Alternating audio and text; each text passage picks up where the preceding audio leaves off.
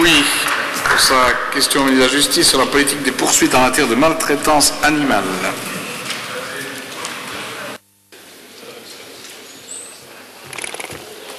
Merci, Monsieur le Président.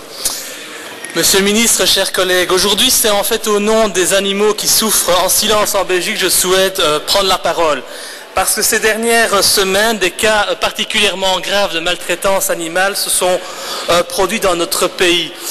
Tout a commencé d'abord à Augy, où des dizaines de chevaux survivaient dans des conditions atroces chez un professionnel pourtant multirécidiviste. Puis, il y a eu Ath, où des animaux affamés et maltraités ont été saisis.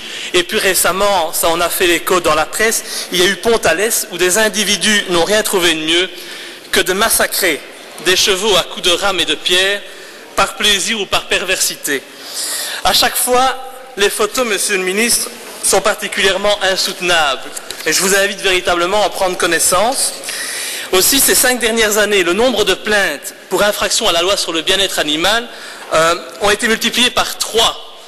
Il en est de même au niveau des nombres d'animaux saisis qui, lui, a été multiplié par 17.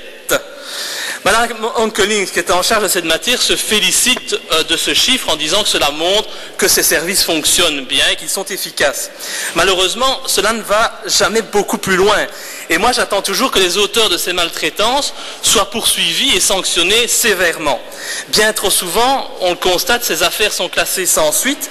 Et j'estime qu'on ne peut pas laisser ces auteurs de maltraitance s'en sortir avec une simple tape dans le dos. Ce n'est pas acceptable. Donc, Monsieur le Ministre, êtes-vous prêt à mettre en place une véritable politique de tolérance zéro en matière de maltraitance animale, à encourager des peines exemplaires en la matière, et êtes-vous également disposé à sensibiliser le monde judiciaire à cette problématique? Merci beaucoup.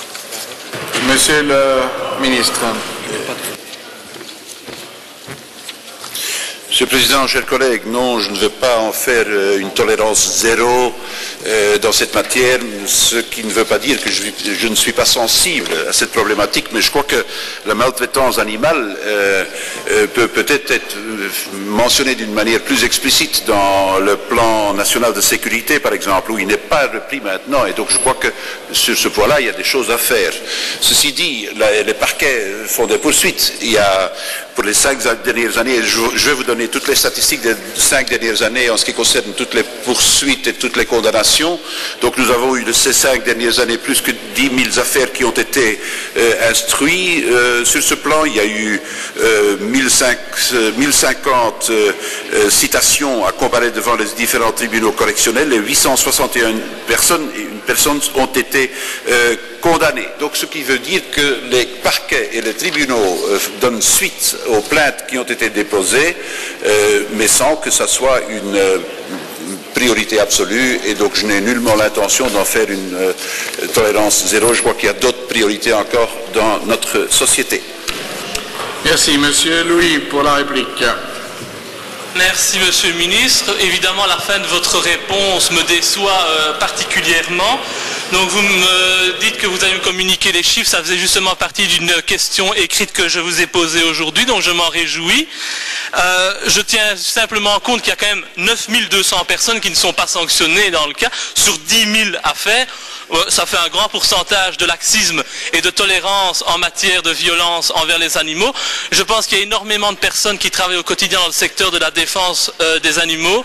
Ces gens travaillent jour et nuit pour défendre les animaux. Je pense qu'ils méritent d'être écoutés, respectés, et donc je pense qu'on doit évidemment sanctionner beaucoup plus sévèrement les personnes qui commettent ce genre d'actes atroces contre des individus. Même s'ils sont des animaux, ce sont quand même des êtres humains, des êtres vivants qui sont les plus vulnérables de notre société. Je vous remercie.